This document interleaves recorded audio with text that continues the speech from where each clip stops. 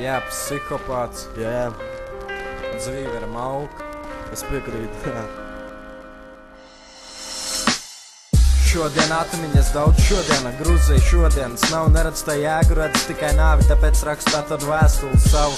Nezinu, ko ņemt talkā striķi vai sinu, gribu visu, kā agrāk gribu labot pagāt, gribu sakopt aiz sevis, gribu visu te pakāt. Kristē celties, kas tad īsti būs labāk, es mīstu to pagātni, es neredzu mīlējot pa pasauli apkārt. Noslēdzies sevi, esmu pazudis, lūdzu nemeklējiet mani, varbūt labāk būtu padoties, bet varbūt vienkārši palikt brūcis nedzīvs, bet dzīve turpina skrāpēt sāpīt, kā pats nelabais būtu apsēd. Galva sāp, mīl piepis, kājas lēnām atsakās, ko man darīt, pie kā griezties, lūdzu pasakat. Man ir grūti teikt, ka dzīvoju pasakā, dzīvojot murgā, ja šāda dzīve, tad rīt grib atrasties morgā. Kur lai meklē sevi, kur lai eju, brāl, es nezinu, ko darīt, es nezinu kā. Man vārds mīl sāk šķist pārāk sarežģīts, moks sāpes, tas viss nāk komplektā līdz. Kur lai meklē sevi, kur lai eju, brāl, es nezinu, ko darīt, es nezinu kā.